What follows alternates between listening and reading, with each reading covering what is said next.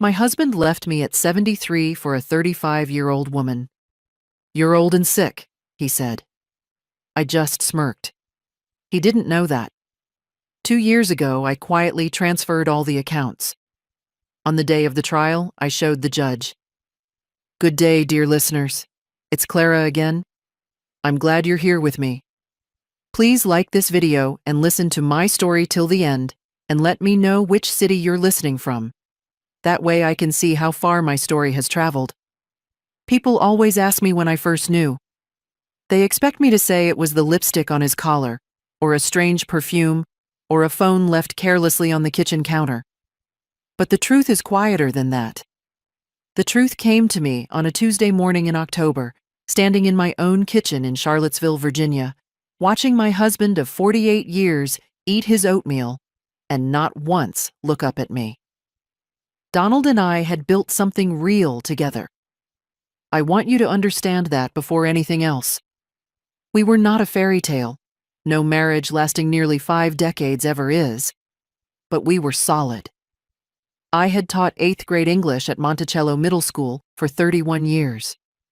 Donald had run a small but respected civil engineering firm. We raised 2 children, buried 1 dog, survived 1 recession, and remodeled the kitchen twice. Our house on Sycamore Lane had a wraparound porch where we drank coffee every Sunday morning without fail. I thought that porch was a promise. I thought a lot of things. The first signal came in the spring before everything fell apart. Donald began going to the gym. Now, I want to be fair. A man of 76 taking an interest in his health is not a crime. I even encouraged it at first. But this was different. He bought new running shoes, then new shirts. Then he started leaving the house on Saturday mornings with a gym bag and coming back 2 hours later without a trace of sweat on him. I noticed. I am a woman who spent 3 decades teaching teenagers to think critically. I noticed everything. By summer, he had a new phone. A second one, he told me, for work. Donald had been retired for 4 years. I did not confront him then. Perhaps I should have. But I had learned, over the long years of our marriage, that confronting Donald without evidence was like arguing with fog. He would simply deny, deflect, and leave the room, and I would be left standing there feeling foolish and small. So instead, I watched. I listened. I began paying attention to the small architecture of our days together. What had changed, what had disappeared, what had been quietly replaced. He stopped asking about my book club. He had always teased me about my book club, called it the Wine and Gossip Society, and I had always laughed. That small, familiar teasing vanished sometime in July, and in its place came a distant politeness that was somehow worse than rudeness. He passed me the salt without being asked. He said thank you when I set his dinner on the table. We were becoming strangers who shared a house, and the courtesy of it was unbearable. Our daughter, Susan, came to visit in August with her family from Richmond. I watched Donald at the dinner table, animated, laughing, pouring wine, telling stories about his old projects. And then I watched him check his phone under the table 3 times during dessert. Susan didn't notice, or maybe she did, and said nothing. Families are very good at not noticing the things that frighten them. It was in September that I first followed him. I am not proud of it, but I will not pretend it didn't happen. I told him I was going to my friend Ruth's house for lunch, drove around the block, and parked 2 streets over. Then I walked. He left 20 minutes later in his car, dressed in a blue button-down shirt I had never seen before. I followed on foot as far as I could, and I watched him park outside a coffee shop on Water Street and walk inside with the ease of a man who had done it many times. I stood on that sidewalk for a long moment. The October air was sharp and clean. A woman with a stroller passed me. A yellow leaf fell from a maple and landed on my shoe. And I thought, how many Tuesday mornings have there been that I do not know about? I went home. I made tea. I sat on the wraparound porch that I had once thought was a promise, and I waited for him to come back.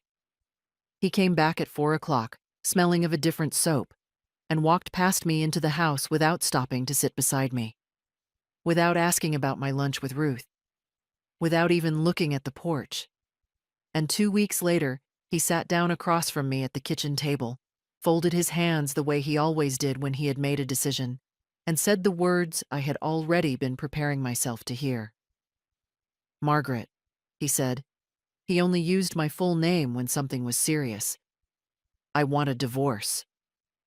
I looked at him. I looked at the man I had shared a bed with for 48 years, the father of my children, the person I had driven to the hospital at 2 in the morning when his back went out, the man I had nursed through a knee replacement and a bout of pneumonia in 2019. "I've met someone," he said. He had the decency, at least, to hold my gaze. "Her name is Crystal. She's 35. I know how this sounds." I was quiet for a moment. Then I said, almost gently, "How long?" "2 years," he said. 2 years. While I was gardening and going to book club and making his oatmeal and sitting on that porch. 2 years. Then he said it. The thing I will never forget as long as I live. He looked at me across the kitchen table, the table where we had shared 10,000 meals. And he said, with a kind of tired impatience, as though I was a problem he had finally decided to stop managing, "Margaret, you're old and you're sick. What do you want me to do?" I had been diagnosed with mild arthritis in my hips 2 years earlier. It slowed me down some mornings. It did not define me. But he had been keeping that sentence in reserve, I realized, saving it, sharpening it, for exactly this moment. I looked at him for a long time, and then slowly, I smiled. Not because it didn't hurt. It hurt like nothing I can properly describe. But I smiled because 2 years ago, when his attitude had first begun to change, I had done something quiet and careful and entirely legal, and Donald had no idea. He mistook my smile for defeat. He pushed back his chair and stood up, relieved that the hard part was over. It had not even begun. He left the kitchen. I stayed at the table. I sat there for perhaps an hour. The tea went cold. The light in the kitchen shifted from afternoon gold to the flat gray of early evening, and I did not move. I was not frozen by grief, exactly, though grief was there, heavy and real, sitting in my chest like a stone I would carry for a long time. I was doing something else. I was taking inventory. 48 years. I ran through them the way you might run your hand slowly across the spines of books on a shelf you know by heart. The early years in the small apartment on Maple Avenue when we had almost no money and laughed about it. The birth of our son, Thomas, in 1978, and then Susan in 1981. Thomas's accident in 2003, the car crash on Ashir 64, the weeks in the hospital, the grief that nearly broke both of us and somehow, instead, fused us together tighter. Or so I had believed. I thought about the house. Donald's name was on the deed because in 1987, when we refinanced, the mortgage broker had suggested it made more financial sense given Donald's income. I had agreed without a second thought. I was teaching school. I trusted my husband. I thought we were the same person, in the way married people sometimes do. Dangerously, foolishly, the same. I thought about our savings. Donald had always managed the finances. I had let him because I was busy, because I trusted him, because that was simply how things had been arranged, and I had never thought to rearrange them. There was a joint checking account. There were investment accounts in his name. There was a retirement fund. There was the house, worth roughly $680,000 in the current Charlottesville market. And there was the other thing, the thing Donald did not know about. Because here is what he had missed in his 2 years of Saturday coffees with Crystal Burns and his new shirts and his second phone. He had missed the moment 24 months earlier when I had first become afraid. It had not started as certainty. It had started as a feeling, the kind of low, persistent unease that women of my generation were trained to dismiss as anxiety or imagination. But I had been a teacher for 31 years. I knew the difference between anxiety and instinct. And my instinct, sometime in the autumn 2 years ago, had told me to be careful. So I had been careful. Quietly, methodically, without drama. I had made an appointment with a financial advisor in Waynesboro, far enough from Charlottesville that I was unlikely to run into anyone we knew. Her name was Patricia Odom, a sharp, no-nonsense woman in her 50s who had heard my story before I even finished telling it. She had helped me understand what I had rights to, what I could legally move, and what I should document. I had spent 2 years documenting. But sitting at that kitchen table in the October dark, I was honest with myself about one thing. I was afraid. Not of Donald, exactly. He had never been a physically threatening man. I was afraid of the machinery of divorce at 73. I was afraid of lawyers and courtrooms and the particular humiliation of having your life sorted through by strangers. I was afraid of being alone in a way I had not been since I was 22 years old. I was afraid that the world would look at me, old and arthritic and discarded, and find me pitiable. And underneath that fear was something sharper. Fury. Not the hot, explosive kind. The cold kind. The kind that doesn't shout. It calculates. I got up from the table. I washed my teacup. I went to the small writing desk in the spare bedroom, the room Donald never entered anymore, and I opened the bottom drawer. Inside was a folder. Inside the folder were documents, bank statements, records of transfers, and the card of a family law attorney in Richmond named Howard Breck, whom Patricia had recommended 8 months ago when things had progressed from feeling to near certainty. I had not called Howard Breck yet. I had been waiting to see if I was wrong. I was not wrong. I picked up my phone and I wrote him an email. It was 7:14 in the evening. I told him I was ready to proceed, that the separation had been initiated by my husband that evening, and that I would like to schedule a consultation at his earliest convenience. I used the same tone I had once used writing to school administrators. Clear, factual, without emotional inflation. Then I went back to the folder. Virginia is an equitable distribution state, which means marital assets are divided fairly, though not necessarily equally.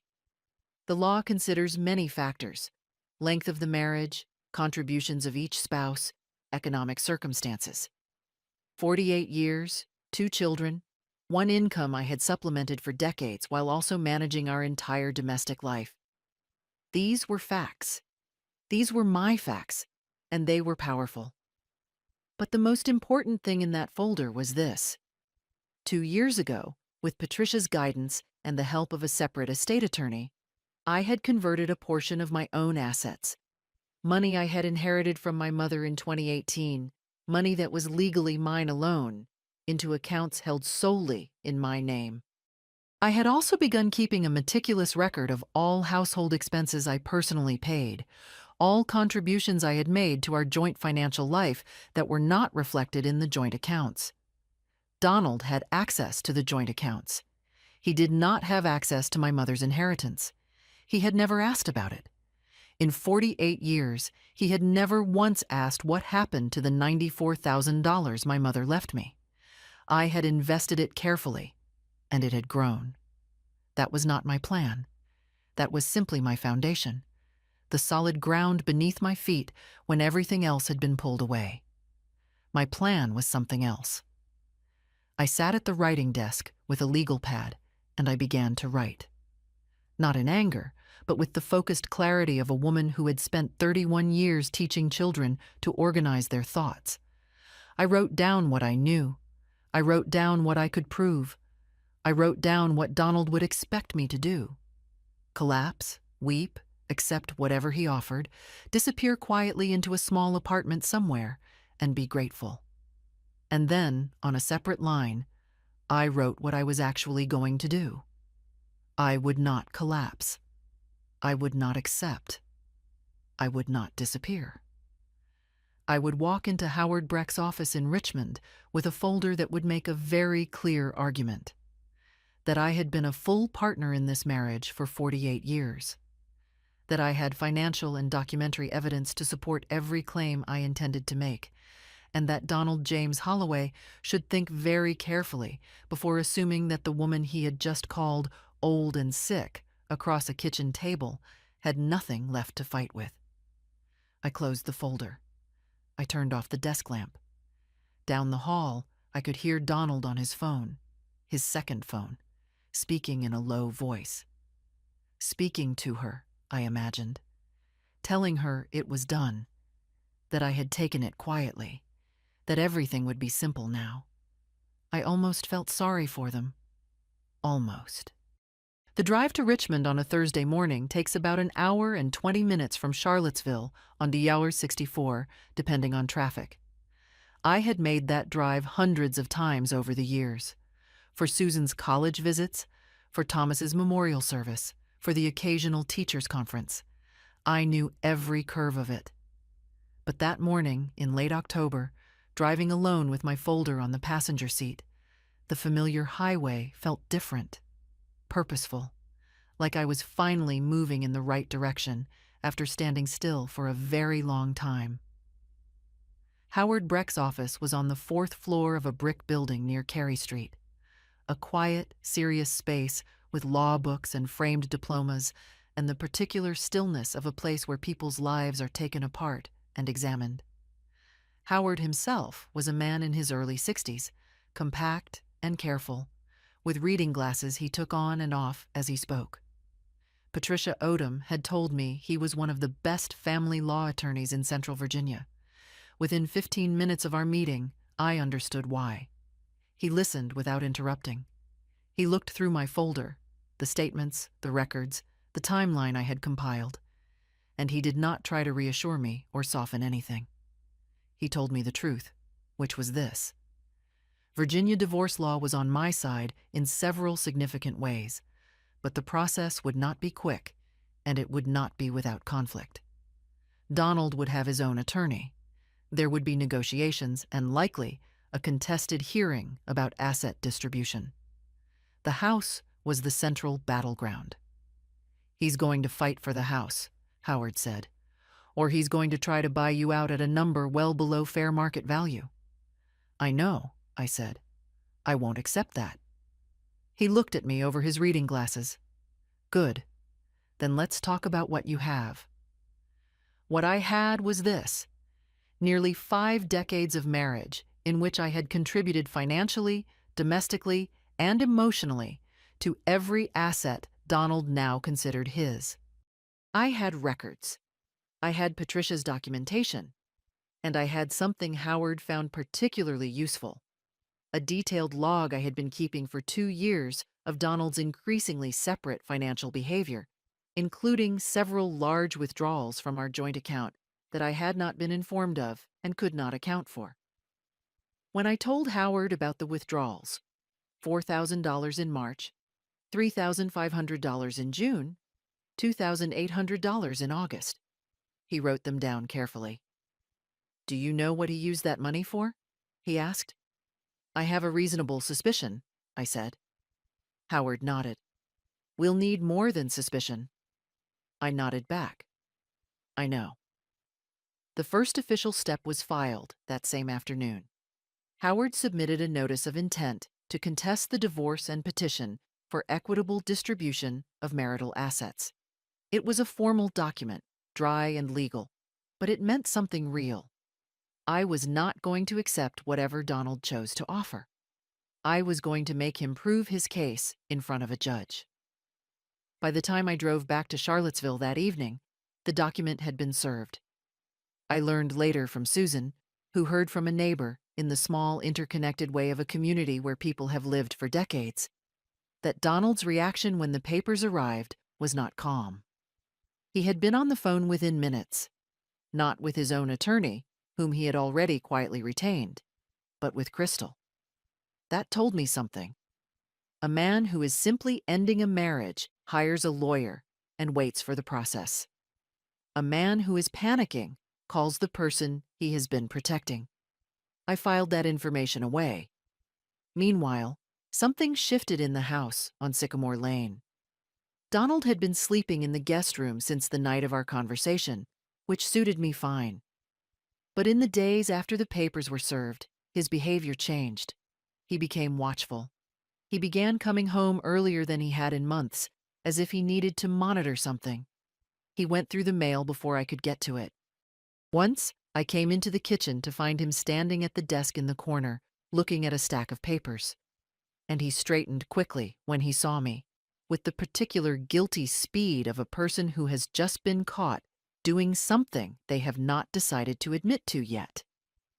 "Looking for something?" I asked. "Just the electric bill," he said. I smiled and went to make coffee. What he was looking for, I believe, was evidence of what I had already moved, what I had already done.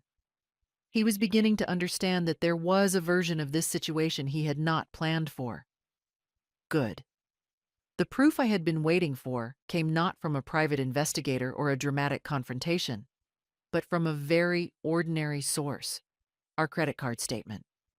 I had, technically, access to all our joint financial accounts. Donald had stopped reviewing the monthly statements with me, had stopped reviewing them at all, I suspect, because he had been managing certain expenses through the joint account with more carelessness than he realized. In November's statement, which I retrieved online at 9 o'clock on a Tuesday evening, while Donald was in the guest room on his second phone, I found the following: 2 charges at a jeweler in Short Pump, a Richmond suburb, totaling $2,340, made in July. A restaurant in Richmond I did not recognize, charged 3 times over 5 months. A hotel in Staunton, Virginia, for 2 nights in September. The same weekend he had told me he was visiting his college friend Ray in Roanoke. I printed the statement. I added it to my folder. Then I sat back in my chair and thought about the hotel in Staunton, about a night in September when I had been alone in this house, feeding our cat, reading my book, assuming my husband was visiting an old friend, while he was 40 minutes away in a hotel room with a 35-year-old woman. Did he think I was too old to figure it out? Did he think the arthritis in my hips had somehow spread to my mind? I was, in fact, sharper than I had been at 40. Grief has a way of clarifying things. I called Howard Breck the next morning. I told him about the statement. He told me it was exactly the kind of documentation that would matter in court, not because adultery automatically shifts asset division in Virginia, but because those withdrawals and charges told a story about marital funds being spent on the affair without my knowledge or consent. In Virginia, dissipation of marital assets is taken seriously. "How much time do we have before the hearing?" I asked. "At the current pace, likely 4 to 5 months, Howard said. 4 to 5 months. Long enough to gather everything I needed. Long enough to let Donald believe he was managing the situation. I thanked Howard and hung up. Then I went out to the wraparound porch with my coffee, sat in my usual chair, and watched the November light fall across the yard I had tended for 30 years. The roses needed cutting back. The oak at the far end of the garden had lost most of its leaves. I would take care of the roses next spring, I decided, in my house, on my porch. There was no version of this in which I lost that porch. In December, Howard Breck made a formal discovery request. This is standard procedure in contested divorce. Each side is legally required to disclose all assets, accounts, property, and financial records. It is also, in many cases, the moment when a spouse who has been hiding something begins to sweat. Donald hired his own attorney. His name was Greg Sutter. I found this out through Susan, who had received an awkward phone call from her father asking her not to take sides. Susan had called me immediately afterward, shaking with anger, and I had told her calmly that I didn't need her to take sides. I just needed her to know the truth. She had driven up from Richmond the following Saturday and sat at my kitchen table for 3 hours while I told her everything. She cried. I handed her tissues and waited for her to finish, the way I had waited out her teenage storms 30 years ago. "Mom," she said finally, "did you know? Before he told you?" "I suspected," I said. "That's why I prepared." She looked at me for a long moment, and something in her expression shifted from grief to something else. Something that looked, quietly, like respect. The discovery process ground forward through December.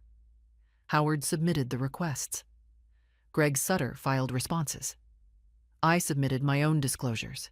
Everything legally required, thoroughly documented, with supporting records attached. My mother's inheritance, now in a separate account, was disclosed as separate property, clearly traced back to the original estate transfer in 2018. Separate property is not subject to equitable distribution in Virginia. It was mine, and the paper trail was airtight. What was subject to distribution was everything else: the house, the joint investment accounts, Donald's retirement fund accumulated during our marriage, the joint savings. The total picture, once the discovery documents were compiled, was considerable. I will not say the number here. What I will say is that when Greg Sutter received our full financial disclosure and passed it to Donald, something changed in the house on Sycamore Lane. Donald stopped being watchful and distant. He became something else. He became, for the first time in our conflict, openly hostile. It started on a Wednesday evening in mid-December. I was in the kitchen when he came in from the guest room with a paper in his hand, a page from the discovery documents, and put it on the table in front of me. His face was a color I recognized from our few serious arguments over the years, a dark, congested red. "What is this?" he said. "That appears to be a financial disclosure form," I said. I did not look up from the vegetable soup I was stirring. "Don't do that," he said. "Don't be cute. You have been deliberately hiding assets." "I disclosed everything required by law," I said. "If you'd like to dispute any of it, you're welcome to raise it through your attorney." He was quiet for a moment.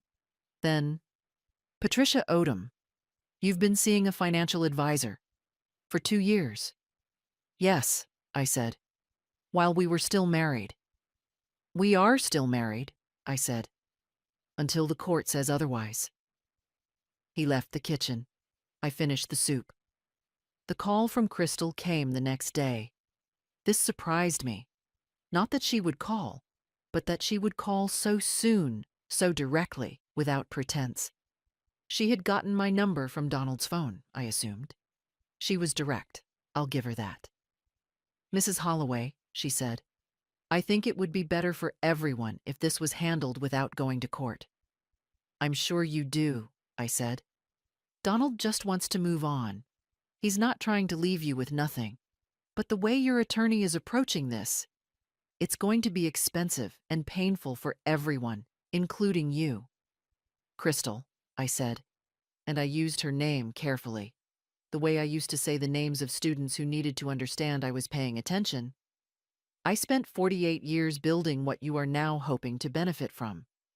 I intend to make sure the court understands exactly what those 48 years were worth. Have a pleasant evening." I hung up. 40 minutes later, my phone rang again. It was a number I didn't recognize. An attorney's office, it turned out, not Greg Sutter, but a second attorney, a woman named Diane Marsh. She spoke quickly and with a professional warmth that didn't quite reach her eyes, I imagined. "Mrs. Holloway, I represent Crystal Burns. I want to be very clear.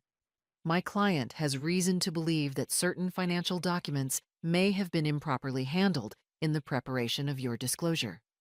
If the current approach continues, we may be compelled to request a forensic financial audit, which would be expensive and time-consuming for all parties." "Request whatever you feel is appropriate," I said. "My records are complete." "We also want you to be aware," she continued, her voice dropping half a register, that there are aspects of your own financial history during this marriage that may not reflect favorably upon you in front of a judge. I was quiet for exactly 3 seconds. Then I said, "Are you threatening me?" A brief pause. "I'm making you aware of the full picture." "Thank you for calling," I said, and hung up. I sat in the kitchen for a few minutes after that, and I will not pretend my hands were entirely steady. The threat, thinly veiled but unmistakable, had landed. What aspects of my financial history? What did they think they had? Nothing. They had nothing, because there was nothing. But a threat does not need to be grounded in truth to be frightening. It only needs to make you doubt yourself. I called Howard immediately. He listened to my account of both calls with the focused quiet of a man who has heard this before. "They're rattled," he said simply. "This is what rattled people do. They apply pressure and hope you blink." "I won't blink," I said. "I know. But take the weekend, Margaret. Rest. You've been carrying a great deal. This process has a long way still to go, and you'll need your strength for the parts that matter." I took his advice. That weekend, I drove to Richmond to stay with Susan. We didn't talk about the divorce much. We watched 2 old movies, cooked a lamb dinner on Saturday evening, and on Sunday morning, walked along the James River in the cold December air while her children ran ahead of us along the path. My granddaughter, Lily, she was 8, with Susan's same stubborn chin, took my hand without being asked and held it the whole way back to the car. I thought about the phone call. I thought about Crystal's smooth, careful voice. I thought about Donald's red face over the kitchen table. By the time I drove back to Charlottesville on Sunday evening, the fear had settled into something smaller and quieter. Something I could carry without it carrying me. The next phase was coming. I needed to be ready. January came in cold and flat. The rose bushes in the front garden were cut back to stubs, the oak leafless, the street quiet. I had lived long enough to understand that January is not a kind month. It strips everything back and shows you what is actually there. That winter, what was actually there was a house in the middle of a legal proceeding, an almost ex-husband sleeping 12 feet down the hall, and the knowledge that the next few months would determine the rest of my life. I had expected silence from Donald and Crystal after the December phone calls. I was wrong. In the second week of January, Greg Sutter contacted Howard with what was framed as a settlement offer. Howard called me from his Richmond office and read it to me in the careful, neutral tone of a lawyer presenting options rather than recommendations. Donald proposed the following. He would take the house and pay me a buyout of $180,000. He would retain his retirement fund. The joint investment accounts would be split 60-40 in his favor, given, as the offer letter stated, the primary nature of his financial contributions throughout the marriage. I would receive my separate property, my mother's inheritance, without contest, and there would be a clause requiring both parties to make no public statements about the circumstances of the divorce. I listened to all of it without speaking. When Howard finished, there was a short silence, and then he said, "What are you thinking?" "I'm thinking," I said slowly, "that $180,000 for half a $680,000 house after 48 years is an insult dressed up as generosity." "It is," Howard said. "I want to be transparent with you. If we go to a contested hearing, there are no guarantees. But based on the documentation we have, your position is strong." "Reject it," I said, politely and completely. There was another quality to this offer that I did not mention to Howard, though I turned it over in my mind for several days afterward. The silence clause. No public statements about the circumstances of the divorce. That told me something. They were worried, not just about the money, but about the story, about what I might say, and to whom, and how it might reflect on Donald in this community where he had lived and worked and been respected for 50 years. I had no interest in a public campaign. I had never been a person who settled scores through gossip, but the fact that they wanted my silence told me my silence had value. I filed that knowledge away. In the third week of January, Howard suggested I connect with a support group, not for emotional processing, as he carefully put it, but for practical reasons. Women who've been through this process have information and perspective that can be genuinely useful, he said. And frankly, Margaret, isolation at this stage doesn't serve you. I was skeptical. I had always been a private person, and the idea of sitting in a circle discussing my marriage felt undignified. But Howard was right about most things, and I was honest enough to admit that the weeks since December had been lonely in a way I had not anticipated. The group met every other Wednesday evening at a community center in Charlottesville. 6 women, ranging in age from late 40s to mid-70s, all in various stages of divorce or post-divorce. The facilitator was a social worker named Diane Chen, who had the calm, watchful manner of someone who had learned to be present without intervening. I expected to feel out of place. I did not. The woman who mattered most to me in that group was Barbara Kimmel, 68 years old, a retired pharmacist from Crozet who had finalized her own divorce 2 years earlier after a 35-year marriage. She had the bearing of a woman who had been through a fire and come out the other side with all the unnecessary things burned away. We had coffee after the second meeting at a diner on Route 250, and she told me things about the divorce process that no lawyer tells you. The emotional tricks the opposing side uses, the moments when you will be most tempted to give in, the specific way fatigue and loneliness can make a bad settlement look like relief. The worst moment, she said, wrapping her hands around her coffee cup, was when my ex's attorney told me I was being unreasonable, that I was making things harder on myself, that a woman my age should be thinking about simplicity. She paused. I almost believed him. That's what they want. They want you to believe that wanting what is fair is somehow excessive. Did any of them ever stop to consider that the women they were calling unreasonable had simply decided to stop being reasonable on everyone else's behalf? I thought about that for a long time. Barbara also connected me, practically and without fuss, with a forensic accountant she had used during her own proceedings, a man named Frank Corelli in Waynesboro, who specialized in tracing marital financial records. Howard had already suggested this. Barbara's recommendation confirmed it. I called Frank the following week, and we began working through Donald's financial records together, looking carefully at those withdrawals, those hotel charges, the jewelry receipts. What Frank found took several weeks to document fully, but the picture it began to paint was this. Over approximately 26 months, Donald had spent somewhere in the range of $31,000 in marital funds on the relationship with Crystal Burns. Dinners, hotels, jewelry, 2 weekend trips. Small amounts individually, significant collectively, and, critically, every dollar had come from accounts that were subject to equitable distribution. This is called dissipation of marital assets. In Virginia, a judge can consider it when dividing property. Donald had paid for his affair with our money. I sat with that fact for a while. Then I added Frank's preliminary findings to my folder and went on with my week. The Wednesday group met again on the last day of January. It was snowing lightly when I drove there, the streets quiet and white, the city soft and muffled. I sat in my usual chair and listened to the other women talk, and when it was my turn, I said simply that things were progressing, that I had good people around me, that I was not afraid. It was almost true.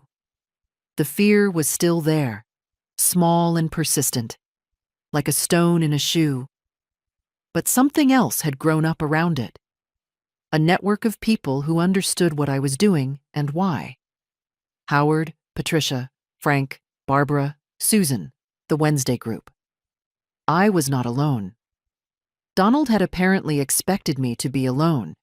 He had left me at 73 with the unspoken assumption that loneliness would do what argument could not: wear me down, soften my position, make me reach for the nearest settlement just to end the uncertainty. He had miscalculated, in this as in so much else. The hearing date was set for late March, 8 weeks away. I went home through the snow, made chamomile tea, and sat at my writing desk to review Frank's latest findings. The folder was thick now. Everything in it was true, documented, and ready. 8 weeks. 6 weeks before the hearing, Donald asked if he could speak with me. Not through Greg Sutter, not through a formal channel. He knocked on the door of the spare bedroom on a Sunday afternoon and asked with careful politeness if I had a few minutes. I told him to come in and waited. He sat in the armchair in the corner and looked older than he had in December. The brisk certainty of a man who had already decided how things would go had been replaced by something more cautious. "I don't want this to get ugly," he said, like a man making a magnanimous statement. "It already is ugly, Donald," I said. "You made it ugly in October." He absorbed that. Then, "Crystal and I just want to move forward. We're not trying to take anything from you that's rightfully yours." "The court will make that determination," I said. He leaned forward slightly, elbows on his knees. "Howard Breck is running up your legal fees, Margaret. He has an interest in keeping this contested. Is that really what you want? To spend the next year in litigation, paying attorneys for what? To make a point?" "To receive what I am owed," I said. "That's not a point. That's a fact." Then he tried the approach I had been most prepared for. His voice softened in a way that might have been genuine concern or very good performance. "You're not well. The stress of this, the legal process, the uncertainty, it's not good for you at your age. Your hip has been worse this winter." My hip. He was using my hip as an argument. "My hip is managed," I said. "My health is not your concern." I let the moment sit. The 48 years were real. The shared grief over Thomas was real. The Sunday mornings on the porch had been real. But the man using my arthritis as leverage for why I should accept less than I was owed, that man was also real. Both things were true simultaneously, and carrying that double truth was exhausting. "If that's everything, Donald, I have work to do." He didn't move. Then he tried one more thing. "Crystal has a connection," he said carefully. "A mutual acquaintance of Judge Harmon's. She's not suggesting anything improper, just that she knows someone who could put in a word about the kind of person you are." The room was very quiet. I looked at my husband of 48 years with a terrible clarity. Not anger, not grief, but the absolute recognition of who he had become. "If anyone connected to you or Crystal attempts inappropriate contact with Judge Harmon or any officer of that court," I said, "Howard Breck will file for sanctions within the hour. I will report it to the Virginia State Bar, and that specific story will be the first thing I discuss when anyone asks about this divorce." I paused. "Do you understand me?" His face went through several colors. "I wasn't suggesting—" "Donald, do you understand me?" He stood, straightened his shirt, and walked out. I sat very still after the door closed. My heart was moving faster than I wanted. Crystal had sent him in with a script. I was fairly sure of it. The soft opening about moving forward, the concern about my health, building to that final veiled suggestion. I called Howard the next morning. He made a formal note and sent a letter to Greg Sutter that same afternoon. Sutter called back, claiming his client had no idea what we were talking about. Of course he didn't. I called Barbara on Wednesday. "The pity play followed by the threat," she said immediately. "Classic. Mine did exactly the same thing." "What did you do?" "Documented it and kept going, which is what you're going to do." The fear from that Sunday never entirely left me in the weeks that followed, but I stopped fighting it and started using it. Fear is information. It tells you what has value, what needs protecting. I was afraid because I had something worth fighting for. That was not a reason to stop. It was a reason to walk into that courtroom ready. 2 weeks. The hearing was on a Tuesday in late March. I wore my charcoal wool suit, bought for Thomas's memorial service, worn only once since. It seemed right. I drove myself to Richmond, arrived 40 minutes early, and sat in the parking garage for 10 minutes with my hands in my lap, just breathing. Howard met me in the lobby. He looked at me, made a small nod. "You're ready." And we walked in together. The courtroom was smaller than I had imagined. Ordinary fluorescent lighting, wood-paneled walls, a raised bench where Judge Patricia Harmon sat. Not a man, as I had assumed. A woman in her mid-50s with short gray hair and reading glasses on a chain, who opened proceedings with the focused efficiency of someone with a full docket and no patience for theater. Donald was already there with Greg Sutter. He wore his dark blue suit, weddings and funerals. He did not look at me. Howard presented first. He walked Judge Harmon through 48 years with calm precision. 31 years of my professional income, the domestic management that had freed Donald to build his career, the house appraised at $683,000, the joint investment accounts, Donald's retirement fund accumulated entirely during our marriage. Then he presented Frank Corelli's dissipation analysis. Frank's 2-page summary was methodical and devastating. The withdrawals, the credit card charges, the hotel in Staunton, the jewelry receipts from Short Pump, the Richmond restaurant charges. $31,420 drawn from marital accounts over 26 months. Howard did not editorialize. He didn't need to. Judge Harmon looked at the document, then at Greg Sutter. "Counsel, does your client dispute these figures?" Sutter stood, smooth but visibly effortful. "Your Honor, my client acknowledges certain expenditures, but disputes the characterization as dissipation." "The charges correlate with an extramarital relationship," Judge Harmon said, stating an observable fact. "Is your client disputing the nature of the relationship?" A pause. "No, Your Honor." "Then proceed." Sutter's argument came down to this. Donald had been the primary earner, his retirement fund was his professional achievement, and the $180,000 buyout represented fair resolution. Howard's response cited Virginia case law on equitable distribution in long-term marriages, the totality of spousal contribution, and the dissipation finding. Then Howard raised the settlement offer from January, specifically the silence clause. "Your Honor, the offer included a provision requiring my client to make no public statements about the divorce. We would ask the court to note that such a provision reflects an acknowledgement of conduct the opposing party wished to limit public knowledge of." Sutter objected.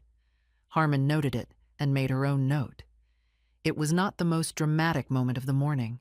It was the most quietly devastating. Sutter's cross-examination challenged Frank's methodology on 2 points: alternative explanations for the withdrawals, other interpretations of the charges.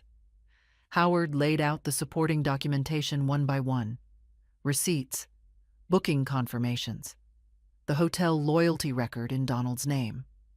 Donald, beside his attorney, was very still. Once I glanced at him, only once, and he was staring at the table with the fixed expression of a man who has understood that the story he believed he was in has become a different story entirely.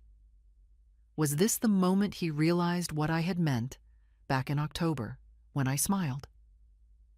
Sutter made one final attempt, arguing with controlled eloquence that Margaret Holloway was a woman of significant independent means and that Donald had not anticipated a sophisticated financial strategy being deployed against him.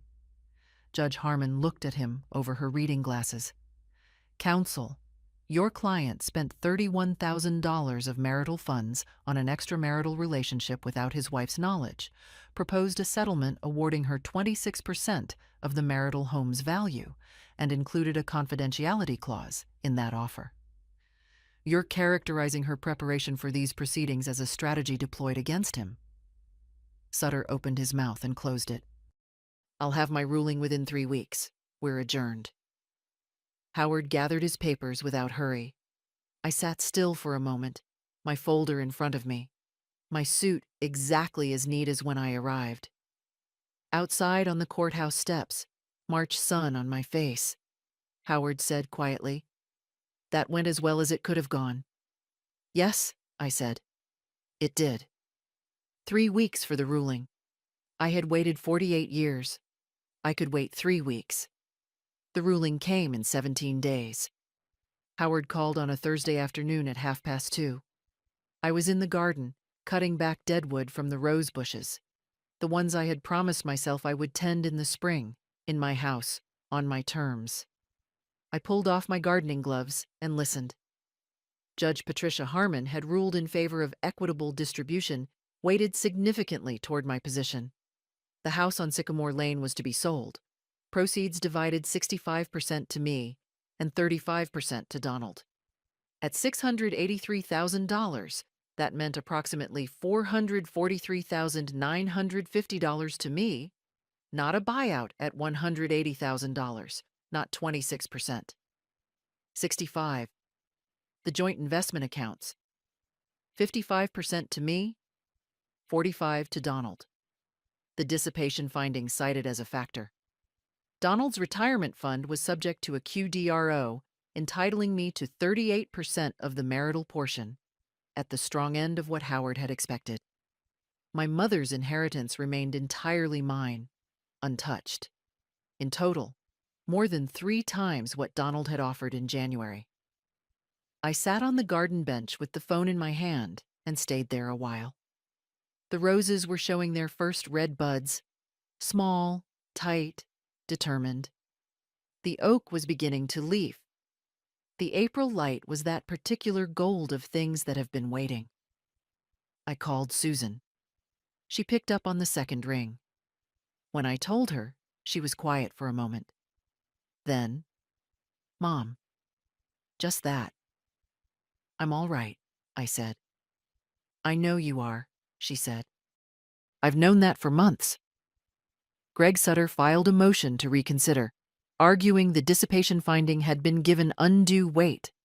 Judge Harmon denied it inside a week, in the brief language of a judge who has said what she intends to say.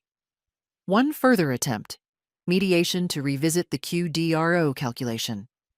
Howard responded that my client had participated in good faith, received a ruling, and there was nothing to mediate. That was the end of it. The house sold in May, 11 days after listing, for $691,000. The wraparound porch, it turned out, was a selling point. My 65%, $448,150. At the closing, I signed with the black Parker ballpoint my students had given me in 2012, engraved with my name and teaching years. It felt right. Donald was not there. He had signed earlier that morning in a separate appointment. We did not see each other.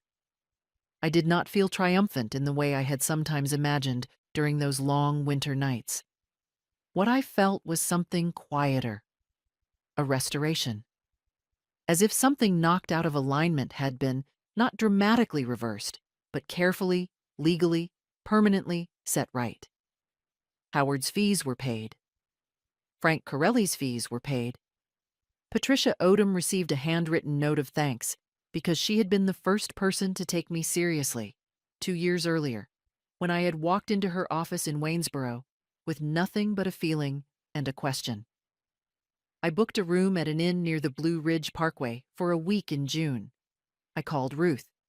"Come with me," I said. "Obviously," she said. A final letter arrived from Crystal's attorney, Diane Marsh, carefully worded, stating her client wished to communicate there had been no intention to cause harm and hoped the matter could be considered resolved. I read it once, put it in the folder, did not respond. The matter had been resolved in the only place that matters, in a courtroom, in front of a judge, on the record. Donald James Holloway had walked into our marriage's dissolution, believing he knew exactly who he was dealing with. A woman who was old and sick and alone, who would take what was offered because she had no other choice. He had been wrong on every count. I found my new home in September, a ground-floor condominium on the western edge of Charlottesville. 2 bedrooms, a small kitchen, and a private patio that got the morning sun. No wraparound porch. I had made my peace with that. This patio was smaller, more mine, without the weight of 48 years in every corner. I bought it outright. Deep red rose bushes from the garden center, set along the railing, blooming the following spring with the absolute indifference of plants to human drama. The first dinner party was in November. Ruth, Barbara Kimmel with her daughter, Susan with her husband, and Lily, who fell asleep on my shoulder before dessert, and my neighbor James from across the hall, a retired professor who argued about novels with genuine enthusiasm. I was teaching again, a writing workshop at the downtown library every other Saturday. 8 students. One was 26 and writing about her grandmother, and when she read her first draft aloud, there wasn't a dry eye in the room. I had forgotten how much I loved it. The Wednesday group continued for several more months. When I left it, I carried 4 friendships that have since become a sustaining part of my life. Barbara and I have lunch every few weeks. Her dry humor is genuinely funny, which is rarer than it should be. I went to the Blue Ridge Parkway with Ruth in June. 5 days, slow hikes, good wine. On the last evening, she asked, "Are you happy?" "I think I'm on my way," I said, "which is better than I expected." She raised her glass. We clinked. As for Donald and Crystal, small communities have their own circulation systems. They moved into a rental on the south side of Charlottesville. By autumn, the relationship was strained. Crystal had expected permanence and security. What she found was a man in his mid-70s whose assets had been significantly reduced by a ruling he hadn't anticipated, renting for the first time in decades, not easy to live with in the daily grind. The jewelry and hotel weekends are one thing. The Tuesday mornings are another. By the following spring, Crystal had moved out. I felt no triumph, only quiet recognition. The life Donald had dismantled ours to pursue had not been the life he imagined. The woman he called old and sick had been the more durable investment. Donald's health had deteriorated, Susan mentioned, with careful neutrality. His knee was giving him trouble. The apartment stairs were difficult. I was 74. My hip was managed. I walked 3 miles most mornings. I had students on Saturdays, friends for lunch, a granddaughter who called every Sunday. What is a good life? The one that looks complete from the outside, or the one that feels complete from the inside? The roses bloomed in April. I stood on the patio with my coffee and watched the first ones open, deep red against the pale morning sky. This is mine. It was enough. It was, in fact, quite a lot. So that is my story. The lesson is simple. Prepare before you need to. Not out of cynicism, but because preparation is self-respect. It is the quiet acknowledgement that your life has value that does not depend on anyone else's goodwill. Never underestimate what the truth can do when it is organized. What would you have done? I'd love to know. Leave a comment below. And thank you, truly, for listening. My children kicked me out of my own home at 73. "You take up too much space." I quietly packed my things and left. They celebrated for 2 weeks, but I just smiled. They had no idea that the day before I left, Good day, dear listeners. It's Clara again. I'm glad you're here with me. Please like this video and listen to my story till the end, and let me know which city you're listening from. That way I can see how far my story has traveled. I used to love Sunday mornings. That might seem like a small thing to say, but when you're 73 and you've lived long enough to know which moments matter, Sunday mornings mean everything. I would wake before anyone else, pad down the stairs in my slippers, and stand in the kitchen of the house I'd owned for 31 years. The house Harold and I had bought together, the house where we raised our children, the house where he died in the back bedroom on a Tuesday in March.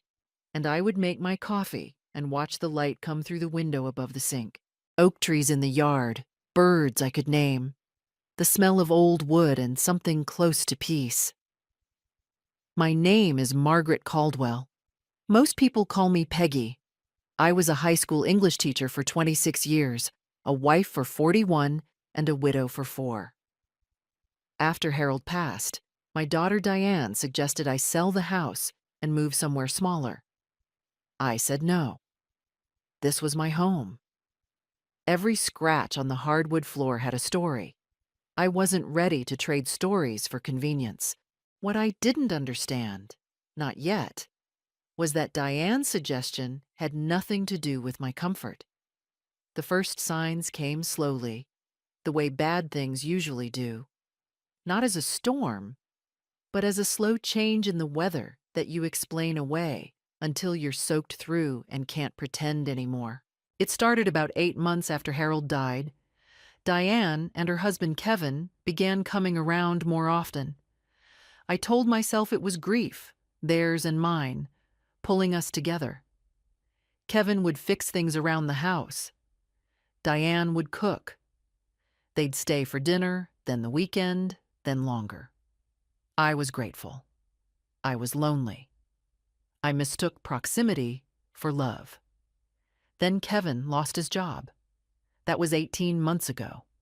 He worked in commercial real estate, and something went wrong. I was never given a straight answer about what exactly. And suddenly, he was home during the days and restless in a way that made the air in a room feel tight. Diane worked as an office manager at a dental practice. Her salary was decent, but not enough for the life they'd been living. The lease on Kevin's truck, Diane's highlights every 6 weeks, the vacations they posted on Facebook with captions about making memories. They asked if they could stay with me for a while, just until Kevin found something new. I said yes. Of course I said yes. She was my daughter. They moved into the guest rooms, both of them, in October. By December, Kevin had taken over the garage for his home office. By February, Diane had rearranged my kitchen without asking. Small things. Reasonable things, I told myself. Adjustments. Sharing a space required adjustments, but then I started noticing other things. Mail that had been opened and resealed. A folder on my desk that I kept locked, nothing dramatic inside, just financial statements, the deed to the house, Harold's life insurance documents. Moved to a different drawer. When I asked Diane about it, she said she hadn't touched anything. Kevin said the same. They looked at each other in that way couples do when they've already had the conversation you're not supposed to know about. I am 73, not senile. I taught literature for more than 2 decades. I know how to read subtext. I started paying closer attention. I noticed Kevin on his phone late at night in the kitchen, speaking quietly. I noticed Diane logging into my computer when she thought I was napping. I'd installed a simple activity tracker after the folder incident. Nothing sophisticated, just a free program my neighbor's grandson helped me set up. I noticed them whispering and going silent when I entered rooms. And then, one evening in March, I stood in the hallway outside the kitchen, and I heard Kevin say, clearly and without shame, "The house is worth at least $480. If she signs the transfer, we could refinance and clear everything." Diane said, "She won't sign." Kevin said, "She won't have to if it's in probate." I stood there in my socks on the floor. Harold and I had refinished ourselves in 1987, and I felt something cold move through me. Not panic. Something older and quieter than panic. Recognition. I went back to my room. I sat on the edge of the bed. I looked at Harold's photograph on the nightstand. I did not sleep. And then 3 weeks later, they came to me together. Diane sat across from me at the kitchen table, my kitchen table, and Kevin stood by the counter with his arms crossed, and Diane said the words, "I will never forget as long as I live." "Mom, we've been talking, and we think it would be better for everyone if you found somewhere else to live. You're taking up space we need, and honestly, it's time you thought about a senior community or something.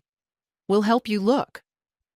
She said it the way you'd tell someone the restaurant was out of the special. Practiced. Flat. Kevin nodded like a man who had already spent the money.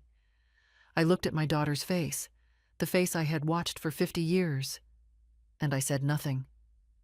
I simply nodded. I went upstairs. I began to pack a bag. They did not expect that.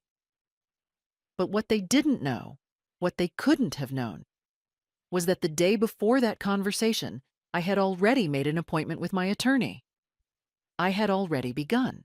The bag I packed that evening contained only what I needed for 2 weeks: clothes, my medications, my address book, Harold's watch, and a manila envelope that I had kept hidden in the lining of my winter coat for the past 11 days.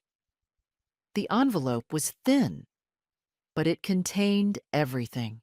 I called my friend Ruth from the driveway. Ruth Hendricks. We'd taught at Millbrook High together for 16 years, retired the same spring, and had eaten lunch together every Thursday since. She answered on the second ring the way Ruth always answered, like she'd been waiting. I told her I needed a place to stay. I did not explain further. Ruth said, "I'll put the kettle on." That was all. I drove the 11 minutes to Ruth's house on Clover Street, and I sat in her kitchen, and I did not cry. I want to be clear about that. I had done my crying privately, in the weeks before, when I understood what was happening. By the time I left my house that evening, the grief had already passed through me, and what remained was something harder and more useful. Ruth put tea in front of me and sat down and waited. "They want the house," I said. "Of course they do," Ruth said. She'd never liked Kevin. She'd told me so at Harold's funeral, which I thought was poor timing, but ultimately accurate. I told her everything: the overheard conversation, the opened mail, the moved folder, Kevin's comment about probate, Diane's flat, rehearsed delivery at the kitchen table. Ruth listened without interrupting, which was one of the reasons I had been friends with her for 30 years. When I finished, she asked, "What did you do before you came here?" "I called Martin Geller," I said. Martin Geller had been my attorney since 1998. He'd handled Harold's estate, the refinancing of the house in 2009, and a boundary dispute with a neighbor in 2015. He was 61, methodical, and not easily surprised. When I called him 11 days earlier, after the night I heard Kevin mention probate, I had described what I suspected and asked him what my options were. He told me to come in. I went the next morning. We talked for 2 hours. And in that meeting, I began to understand the full shape of what I was dealing with. The house on Sycamore Drive was in my name alone. Harold had left it to me outright. It was worth, according to a private appraisal Martin arranged, approximately $460,000. I had no mortgage. I had a separate savings account with just under $90,000, money from Harold's life insurance and my pension, that Diane did not know the full balance of, though I suspected Kevin had been trying to calculate it. Martin also told me something I had not considered. If I were to become incapacitated or die intestate, without an updated will, and if my existing will was successfully contested on the grounds of mental incapacity, which was a long shot but not impossible for a motivated party with a willing attorney, then the disposition of my assets could become complicated. Kevin had worked in real estate. He knew how property moved. He knew how estates got tangled. The word probate hadn't been accidental. So Martin and I made a plan. Not a dramatic plan, not a revenge fantasy. A practical, legal, and entirely sensible plan executed by a retired English teacher who had spent 41 years managing a household, raising 2 children, and grading papers written by teenagers who thought they could fool her with last-minute plagiarism. They could not, and neither could Kevin and Diane. The first steps were documentation. I had already begun keeping a log. Dates, times, what was said, what was moved, what I had observed. Martin reviewed it. He said it was thorough. I told him I'd been an English teacher. I knew how to keep records. Next, I updated my will completely. I removed Diane as primary beneficiary of the house and the savings account. I established a revocable living trust. Martin explained this carefully, and I listened carefully because words like revocable matter, and placed the house and the bulk of my savings into it. The trust named my nephew Daniel as successor trustee. Daniel was Harold's brother's son, 44, an accountant in Portland, Oregon, with whom I had always been close and who had quietly reached out after Harold's death to check on me in ways that Diane never had. I called Daniel from Martin's parking lot. I told him what was happening. There was a long silence, and then he said, "Aunt Peggy, I'll do whatever you need." The third step came the morning after Diane told me to leave. I transferred the deed of the house into the trust. It was done, properly, legally, irrevocably, for all practical purposes. The house was no longer simply mine in the way Kevin had been calculating. It was protected in a structure that he could not manipulate through a probate argument, that Diane could not inherit through a contested will, that neither of them could touch without a legal battle they were not equipped to win. And then I packed my bag and walked out the door. What did they think, I wonder, watching me go? Did they feel guilty? Did they feel triumphant? I imagine Kevin was relieved. I imagine Diane told herself she'd done the right thing, that I'd be happier somewhere smaller, that this was practical. Ruth told me later that Diane called her, once 2 days after I left, to ask if she'd heard from me. Ruth said she hadn't.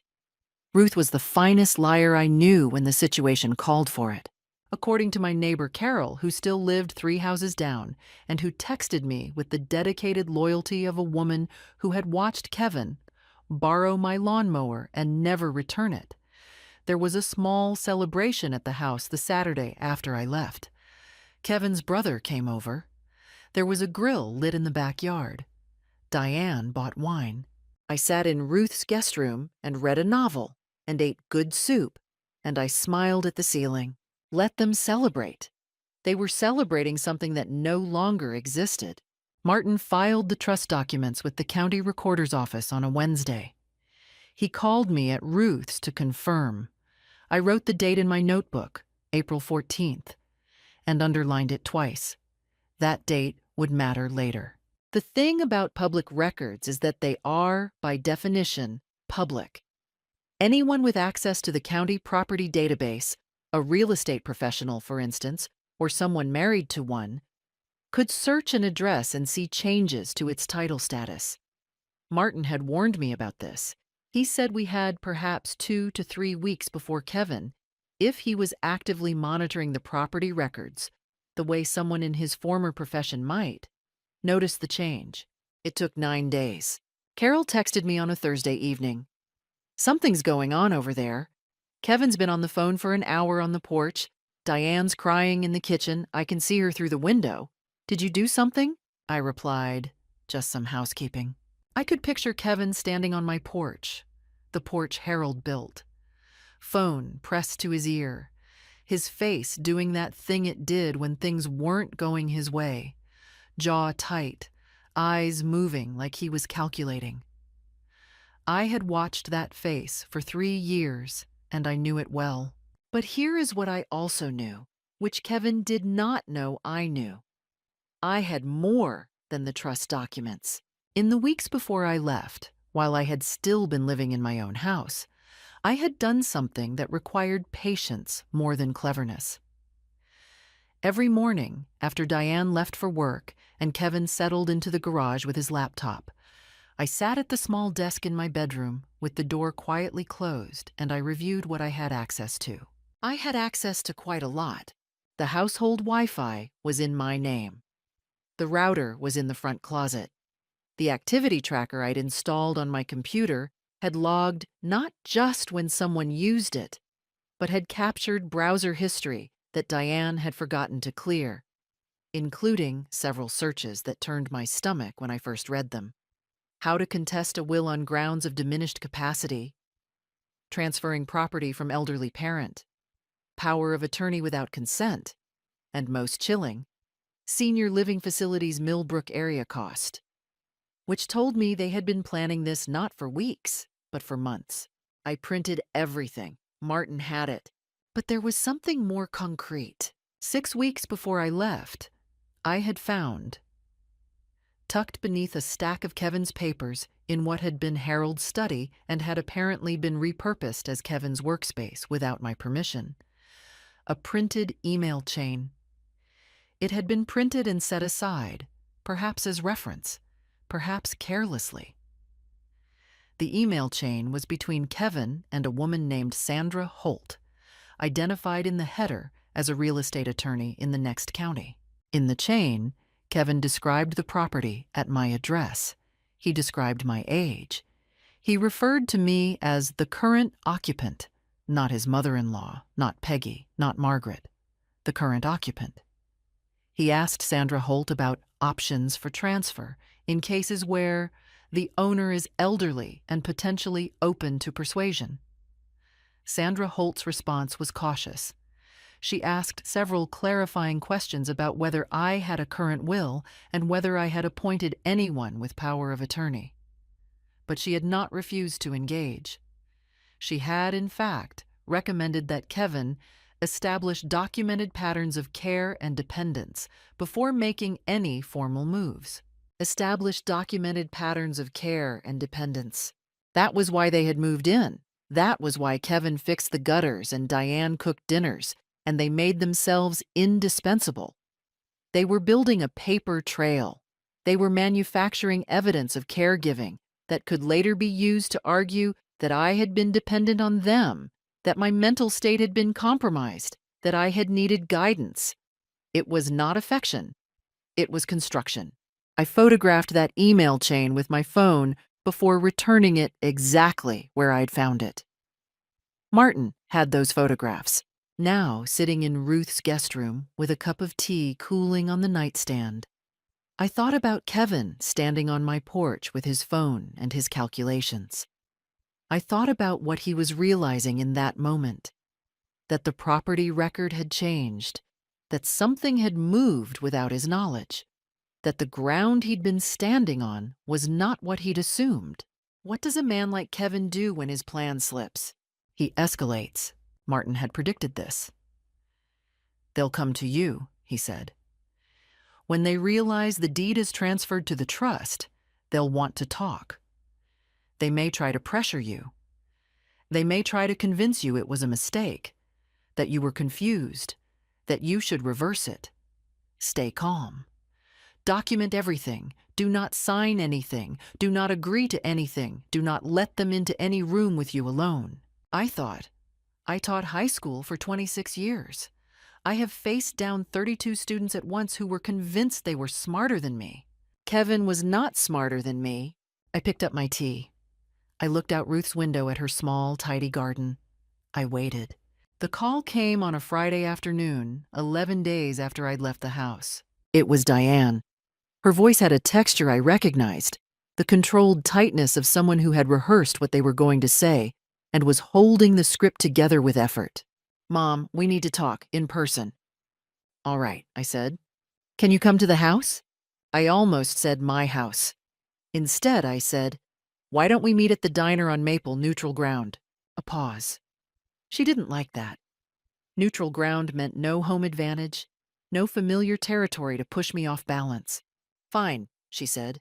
Tomorrow at 11. I called Martin immediately after.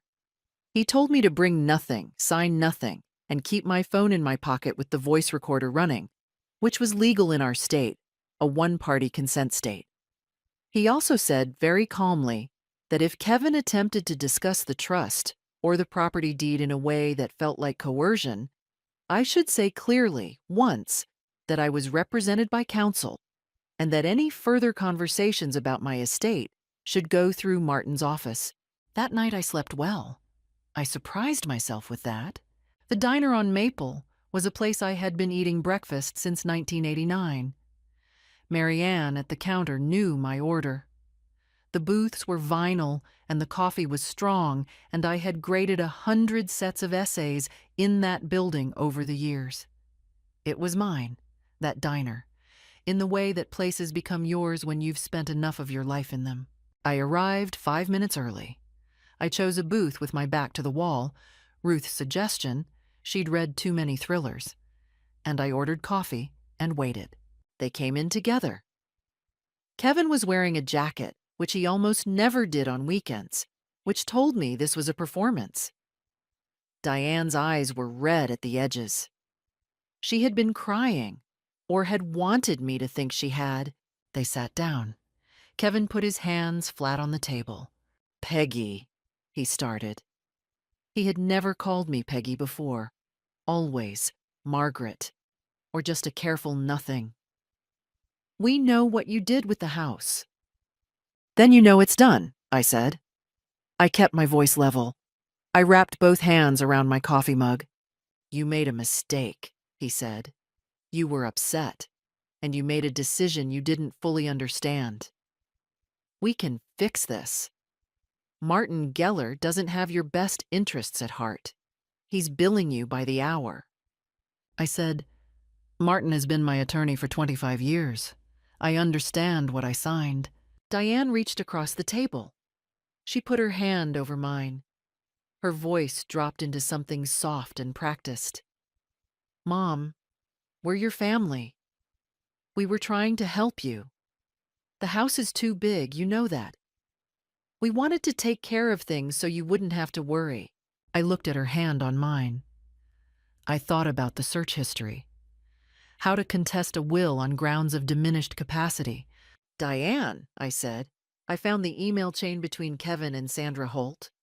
The silence that followed was the loudest thing I'd heard in years. Kevin's jaw tightened. A muscle moved in his cheek. "That was preliminary research," he said. "That was nothing." "He called me the current occupant," I said, "in an email to a real estate attorney, his mother-in-law, the current occupant." Diane pulled her hand back. Kevin leaned forward. His voice dropped, and something underneath the performance surfaced. "You are 73 years old, and you are living in your friend's guest room, and you have made a very serious legal move that I promise you we will challenge. Trusts can be contested. Capacity can be questioned. You want to play this game, Peggy? We have time and we have documentation." I pressed the side of my phone through my pocket. "Recording. All of it." "You should speak to Martin," I said. "He represents me. Any further questions about my estate go through his office." I slid out of the booth. I put money on the table for my coffee. I hope the grill was fun last weekend. I walked out of that diner on legs that felt steadier than they had any right to. I sat in my car in the parking lot, and I breathed slowly for about 2 minutes, the way my doctor had showed me after Harold died. In through the nose, out through the mouth. They had threatened me. They had said it plainly. We will challenge. Capacity can be questioned. I drove to Martin's office and handed him my phone. He listened to the recording in full. When it ended, he set the phone down and folded his hands and said, "Margaret, they just handed us a gift."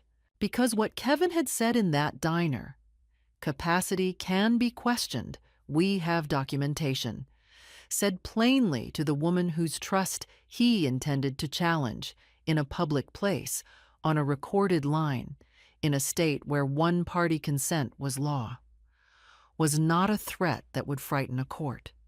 It was evidence of intent to coerce. Martin filed a protective motion the following week. That evening, I went back to Ruth's, and I sat in her backyard in one of her garden chairs, and I did nothing. I watched the light change in the oak trees. I did not think about Kevin or Diane or documents or attorneys. I ate the soup Ruth made, and I watched a film I'd been meaning to watch for years, and I went to bed at 9 o'clock. I gave myself 3 days like that. 3 days of garden chairs and novels and soup. I owed myself that much. Kevin tried a different approach on a Tuesday.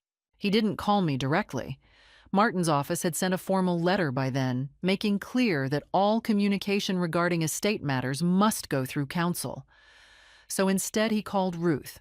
Ruth called me approximately 4 minutes after she hung up with him, and I could hear from her voice that she was quietly furious in the way that only a woman who has spent 30 years teaching adolescents can be furious, contained, precise, and entirely unmoved. "He called me," she said, "to tell me that you're having a mental health crisis." I set down my book. "Is that right?" He said, and I'm quoting him exactly because I wrote it down. "Ruth, I'm genuinely worried about Peggy. She's made some very unusual legal decisions that we don't think reflect her real wishes. She needs people around her who care about her. Could you encourage her to come home and talk?" I looked at the pattern of light on Ruth's guest room wall. "He wants you to bring me back to the house," I said. "That's what he wants," Ruth confirmed. "I told him that in my 30 years of knowing you, you had never once done anything that didn't reflect your real wishes, and that perhaps he had confused unusual with inconvenient." A pause. He did not enjoy that. After we hung up, I sat quietly for a while. I knew what Kevin was doing. If Ruth, my closest friend, a credible witness, could be persuaded that I seemed confused or distressed, that could support a later narrative about diminished capacity. Kevin was trying to build a record. He was trying to get people around me to document my supposed instability. It was, I thought, almost impressive. Almost. But it also told me something. They had nothing. If they had genuine grounds to contest the trust, they would be in Martin's office, not calling my friends. This was a softening campaign. They were hoping someone in my circle would bring me back within reach. I was not going back within reach. I thought then about what Martin had said during one of our early meetings. The most important thing you can do right now is make sure you're not isolated. Stay visible. Stay connected. Let people see that you're well. I had taken that seriously, and now, 3 weeks after leaving Sycamore Drive, I began to take it more deliberately. I called my nephew Daniel in Portland. We talked for an hour. He told me his wife Elena had been following along, that they were angry on my behalf, and that if I needed anything, money, a place to stay, a lawyer referral in another state, I only needed to say so. I told him I was fine, that Martin was excellent, and that the plan was proceeding. He said, "Aunt Peggy, I've always said you were the sharpest person in this family. I wasn't wrong." I laughed. It felt good to laugh. I called my son Thomas. Thomas. I should have started with Thomas. He is my younger child, 51 now, lives in Seattle with his wife and their 2 grown daughters. Thomas and Diane had never been particularly close, and after Harold's death he had offered to fly out, but I had said it wasn't necessary. I see now that had been a mistake. I had been too proud about managing alone. He answered on the second ring. When I told him what had been happening, the full story from the moved folder to the diner meeting, the silence on the line was so complete that I thought I'd lost the connection. "Tom," I said. "I'm here," he said. "I'm just trying not to say something I'll regret." He flew in the following Friday. He stayed at the Marriott on Route 9 because Ruth's guest room was not equipped for a 6'2" man who woke at 5 in the morning to run. We had dinner the first night at the Italian place on Center Street, just the two of us, and he sat across from me and listened to everything I hadn't told him on the phone. And at the end of it, he put his hand on the table, not over mine, not in the practiced way Diane had done, just beside it, available, and said, "What do you need from me?" "Need? Witness," I said. "Just be a witness." He nodded. He understood. We met with Martin together the next day. Thomas asked good questions, the kind that came from actually paying attention. Martin walked us through the trust, the protective motion, the recording from the diner, the email chain. At the end of the meeting, Thomas stood and shook Martin's hand and said, "Take care of her." Martin said, "I always have." Word, I found, spread in the way that it does in a town where people have known each other for decades. Carol, my neighbor, had already told several people on the street what she had observed. My former colleague Janet, who taught history at Millbrook High, called to ask if I was all right after running into Diane at the grocery store and sensing something was wrong. I told Janet the broad outline. Janet, who had known Diane since she was 12 years old, went very quiet and then said, "Peggy, I always thought Kevin was trouble." Community, I realized, is a form of evidence. The more people who saw me, clear-eyed, calm, making my own decisions, living my life, the more impossible it became to construct a narrative of diminished capacity. Kevin could call my friends. He could plant seeds of doubt. But seeds don't grow when the ground contradicts them. Ruth's garden was in full bloom that May. I sat in her backyard in the evenings, and I was, for the first time in several years, not lonely. They came to Ruth's house on a Saturday morning in late May. I heard the car, Kevin's truck, which I recognized by the particular way the engine turned over. And I looked out the window and saw them coming up the front path together. Diane was carrying flowers. Garden center flowers wrapped in craft paper. The kind of gesture that's designed to look spontaneous and isn't. Kevin had his hands in his pockets and his face arranged into something approximating humility. Ruth appeared in the doorway of the guest room. "They're here." "I know," I said. I closed my book. "It's all right. Let them in." Ruth looked at me for a moment. Then she said, "I'll make coffee," which was her way of saying she would stay within earshot. They came into the living room. Diane held the flowers out. "Mom, these are for you." I took them. I set them on Ruth's side table without putting them in water. Kevin sat down without being invited to.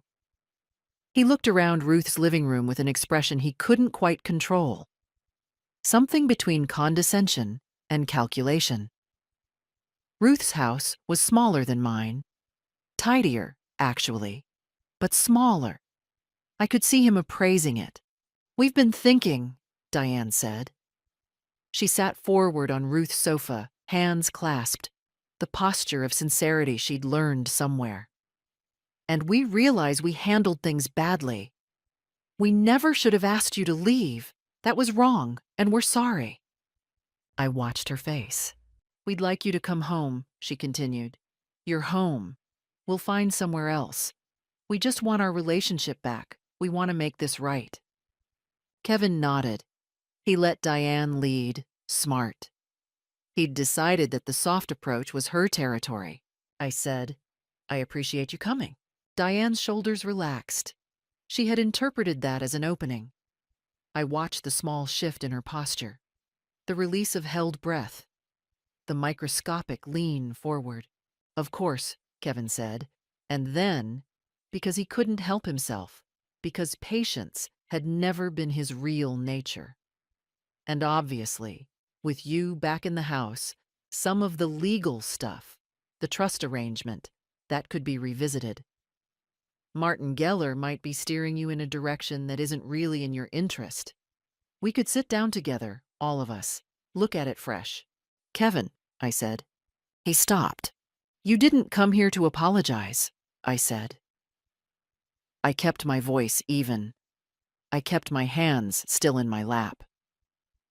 You came here because the trust has been filed, the protective motion has been filed, and you've realized that your access to that property is now contingent on a legal process that you're not confident you can win. You brought flowers because you thought I'd be vulnerable to a gesture.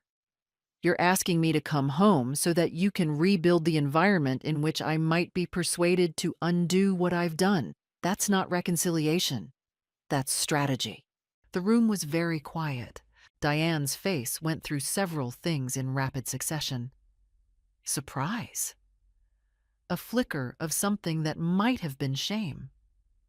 Then, underneath it, a kind of hardness that I recognized. I had seen it in Kevin for years, and now I understood where Diane had learned it. You've become paranoid, she said. Her voice was different now. The warmth had dropped away.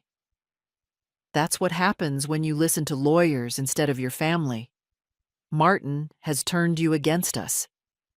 Martin has protected me from you, I said. There's a difference. Kevin stood up.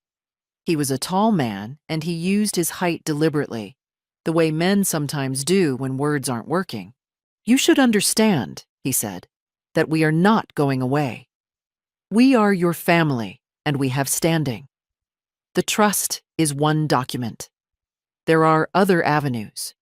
If you insist on treating us like criminals, we will have no choice but to pursue every legal option available to us, and I promise you, Margaret, that process will be unpleasant for everyone. I stood as well. I was 5'4". It didn't matter. Then pursue them, I said. Martin's number is on the letterhead of the motion you've already received. You're welcome to call him Monday morning. I walked to Ruth's front door and I opened it. Diane looked at me from the sofa. For a moment, just a moment, I thought I saw something real cross her face. Not performance, not strategy. Something young and lost and far away from where she'd ended up. I felt the pull of it. I had loved this person since before she could speak. I had held her when she was sick and worried over her when she was struggling and wished her entire life for her to be all right. But wanting someone to be all right is not the same as allowing them to take what's yours. She stood. She walked past me through the door without looking at me. Kevin followed. He did not say anything else. I closed the door. I stood in Ruth's hallway with my hand on the doorknob. And I felt it then. Fear. Not the theatrical kind. The real kind. The kind that moves through your chest like cold water and makes your hands want to shake.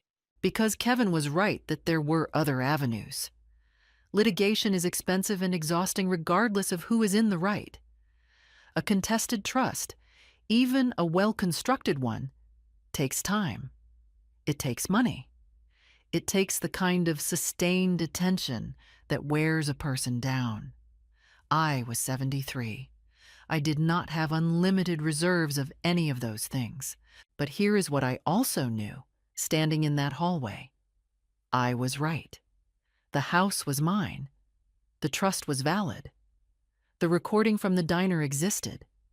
The email chain existed. The browser history existed. Martin existed. And Thomas was flying back in on Thursday. The fear didn't leave, but it moved to one side, and behind it, pressing forward, was something harder and more sure. I went to find Ruth. She was in the kitchen with 2 cups of coffee, as though she'd known exactly when to have them ready. Well, she said. They'll try, I said. Will they succeed? I wrapped my hands around the mug. No, I said. They won't.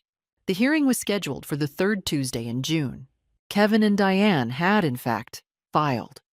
Martin had anticipated it. In mid-May, they had retained an attorney, a man named Bryce Callahan, who advertised on local television and specialized in, as his website said, estate disputes and elder law matters.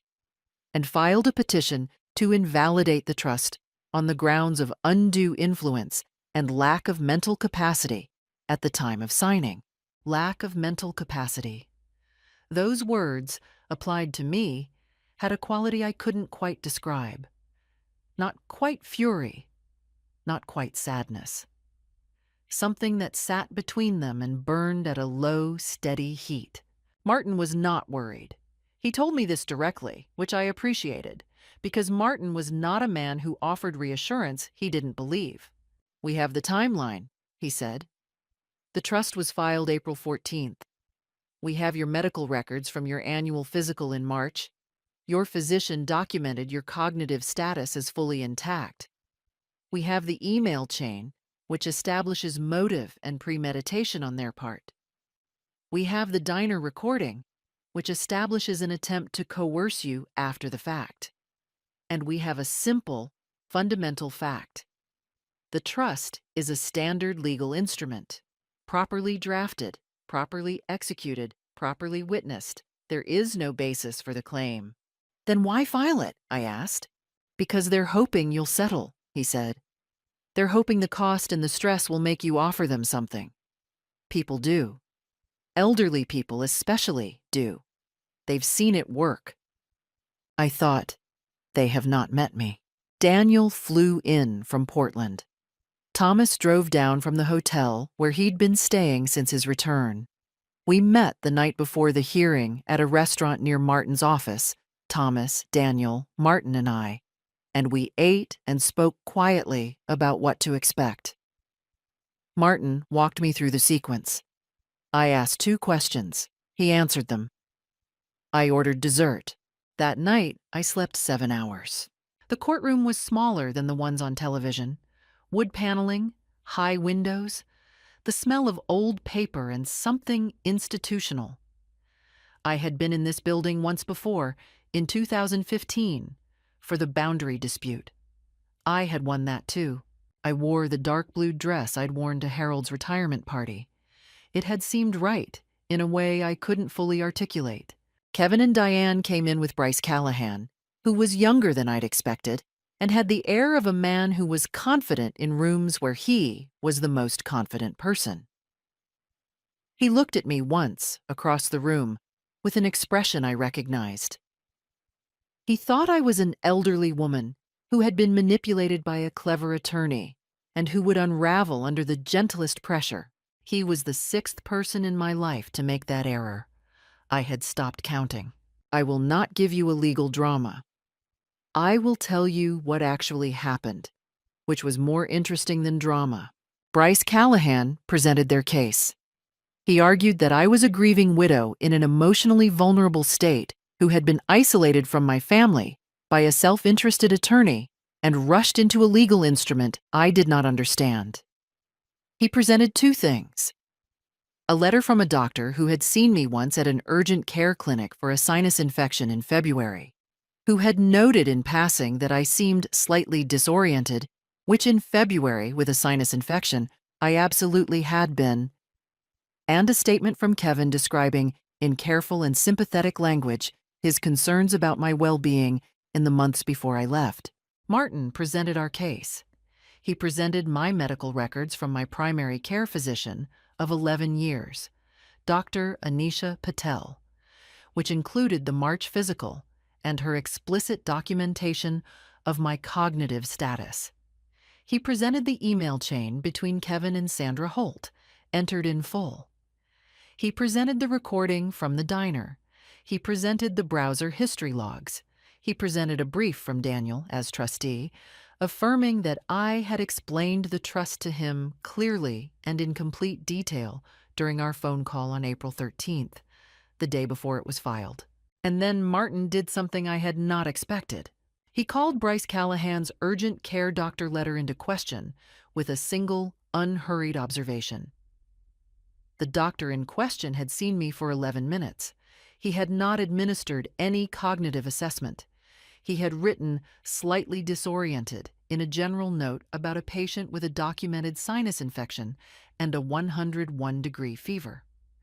Martin asked the court to consider the evidentiary weight of an 11-minute urgent care visit against a decade of records from a board-certified internist who had seen me every 6 months for 10 years. The judge, a woman in her early 60s with reading glasses on a chain, made a note. She made several notes during Martin's presentation.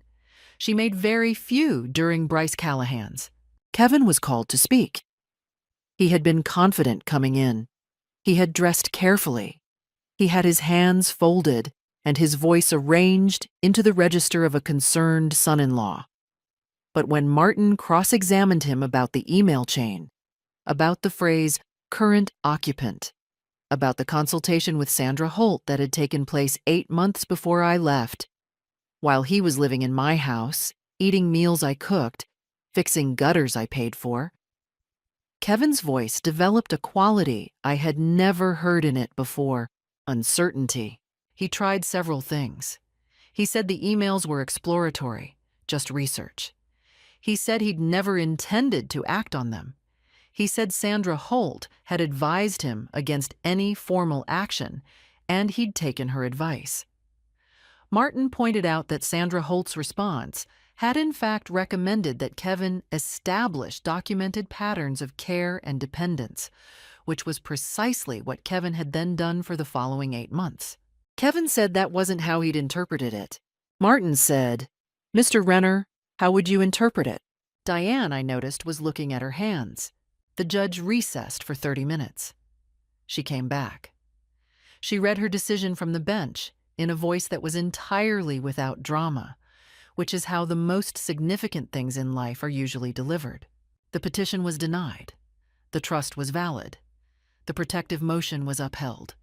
Court costs were assessed to the petitioners. She said one additional thing, which Martin later told me was unusual. She noted that the evidence presented by the respondent suggested a pattern of conduct toward an elderly property owner that the court found troubling, and that she was referring the matter to the County Elder Services Office for a review of the circumstances under which the petitioners had occupied the property. Kevin's face at that moment was something I will remember for a long time. Not anger. Anger I had expected. This was something hollower. This was a man realizing that the calculation he had been running for 2 years had returned a result he hadn't prepared for. I gathered my things. Thomas held the door. Outside on the courthouse steps, in the June sunlight, I stopped and looked up at the sky for a moment. It was the same sky it always was. Oak trees down the block. Birds I could name. Martin shook my hand. He said, "Congratulations, Margaret." I said, "Thank you, Martin. Send me the bill." He laughed. It was the first time I had heard Martin laugh in 25 years of knowing him. I moved back into my house on a Saturday in early July. Kevin and Diane had 30 days from the date of the court decision to vacate the property. They had taken 29 of them. When I arrived with Thomas and Daniel, we came together, deliberately. I had learned not to be alone in rooms with Kevin. The house had the particular stillness of a space recently emptied. Their furniture was gone. The garage was cleared. The kitchen was back to roughly its original arrangement, though someone had moved the spice rack and taken the good knife block, which I noted and let pass. Some things aren't worth the paper. They had not left the house in good condition. Martin had documented this with a walkthrough and photographs before they left. A hole in the drywall in what had been Kevin's office, likely from a shelf bracket improperly removed. Carpet stains in the guest room that had not been there before. The back gate had been left off its hinges. These were, Martin explained, matters for the security deposit they had never paid, which was itself a matter for a separate small claims action, if I chose to pursue it. I chose not to. I wanted them gone more than I wanted anything from them. Thomas fixed the gate that first afternoon. Daniel went to the hardware store and came back with spackle and paint for the drywall. I stood in my kitchen and opened the window above the sink and felt the air come through, and I thought, this is mine. It has always been mine, The Elder Services Review, which the judge had ordered, concluded 6 weeks after the hearing. The county assessor found that Kevin and Diane had occupied the property for 13 months without a formal rental agreement, had contributed to household costs in an undocumented and inconsistent manner, and had made property-related inquiries, specifically the consultation with Sandra Holt, that fell within the definition of financial exploitation of a vulnerable adult under state elder law statutes. They were not criminally charged. The threshold for criminal elder financial abuse is specific, and the conduct, while troubling, and the report used that word, troubling, the same word the judge had used, did not meet the evidentiary standard for prosecution without my choosing to press charges. I chose not to press charges. I want to be clear about why. Not because I forgave them, not yet, and perhaps not ever, in the full sense of that word. I chose not to press charges because I am 73 years old, and I had already spent 4 months in legal proceedings, and I was not willing to spend another year in a criminal court. I wanted my life back. I wanted my mornings back. I wanted to stop thinking about Kevin Renner and start thinking about something else. The civil consequences, as it turned out, were sufficient. Because the Elder Services finding was a matter of public record, and because Kevin had listed me as a professional reference on at least 2 job applications in the real estate field, something Carol had heard from Kevin's brother during one of the brothers' visits. The finding created a complication for him that I had not engineered and did not need to. Real estate licensing boards in our state run background checks. A finding of financial exploitation of a vulnerable adult, even a civil and non-criminal one, is the kind of record that appears in those checks. Kevin did not get the job he'd applied for. He did not get the next one either. Diane called me once. This was 2 months after the hearing, on a Wednesday evening in August. I was sitting on my porch, Harold's porch, with a glass of iced tea, watching the street in the early evening the way I used to. The phone rang and I saw her name and I answered. She said, "Mom." I said, "Diane." There was a long silence. "I didn't think it would go this far," she said finally. I thought about many responses. I considered, "You didn't think I'd find out. You didn't think I'd fight. You didn't think I had anything left in me but acquiescence." I considered all of those. What I said was, "I know." Another silence.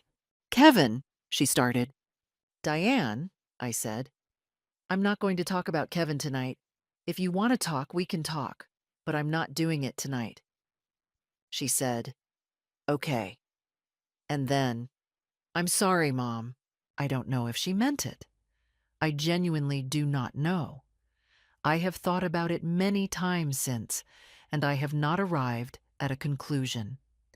What I know is that sorry is a beginning, not an ending, and that beginning, if it ever becomes something more, will be up to her. I said, "Good night, Diane," and I hung up. I sat on the porch until it was dark. The oak trees in the yard made their sounds. Harold's watch was on my wrist, which is where it had been since the night I packed my bag. I had won. Not dramatically. Not with triumph rising in my chest the way it does in films, just cleanly, completely. The way things end when they end honestly. The house was mine. My life, in the year that followed, became something I hadn't expected. Better than before. Not better than before Harold died. Nothing would be that. But better than the careful loneliness I'd been managing in a house gradually colonized by people who wanted what was in it rather than who was there. I went back to Sunday mornings. Coffee at the window, oak trees, birds, the smell of old wood. Thomas and his wife Lisa visited in September. We cooked together, went to the farmer's market, did the ordinary things that families do when they are being kind to each other. My granddaughter Celia called twice a week from Chicago. Literature, her graduate program, whether she should get a cat. I advised yes. She named it Harold. I came very close to crying. Ruth and I resumed our Thursday lunches. In October, we signed up for a watercolor class at the community center. Neither of us had any ability, which turned out not to matter. We went because we were still here and still curious. Daniel came for Thanksgiving with Elena and their son, Marcus. After dinner, Marcus sat beside me and asked how Harold and I had met. He listened without his phone. At the end, he said, "That's actually a really good story." I told him I knew. As for Kevin and Diane, I knew what I knew from Carol and the ordinary permeability of small-town information. Kevin was working at a building supply store on the edge of town. The real estate licensing complications had foreclosed that career. Hourly retail wages were a significant adjustment for a man who had always measured himself in deals and commissions. Diane was still at the dental practice. Things between her and Kevin were strained. What they'd had was not a foundation, it was a shared project. The project had failed. What remained was their business now, entirely. I did not gloat. What I felt was not satisfaction at their difficulty.